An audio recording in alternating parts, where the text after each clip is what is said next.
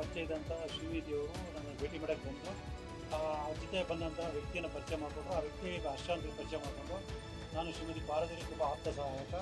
ಅವರ ಎಲ್ಲ ಆಗೋಗಳನ್ನು ನಾನೇ ನೋಡ್ಕೊತಾ ಇದ್ದೀನಿ. ಅವರು ತುಂಬ ಮಾನಸಿಕ ಖಿನ್ನತೆ ಒಳಗಾಗಿದ್ದಾರೆ.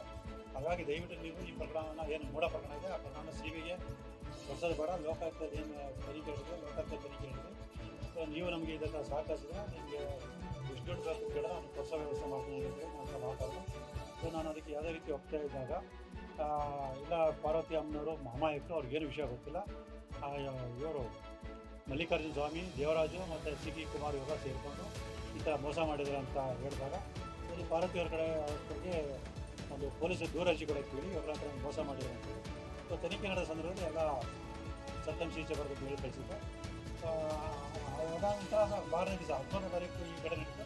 ಸೊ 17ನೇ ತಾರೀಕು ನಾನು ಹೇಳ್ತಾ ಕೃಷ್ಣರಾಜ ಕಳಿಸ್ತಾರೆ ದೂರನ್ನ ದಾಖಲೆ ಮಾಡ್ತಾರೆ. ಆ ದೂರ ದಾಖಲೆ ಹಿನ್ನೆಲೆಯಲ್ಲಿ ನಾನು ಪ್ರಯತ್ನ ಮಾಡ್ಕೊಂಡು ಮಾಹಿತಿ ಬಂದಿದ್ದರಿಂದ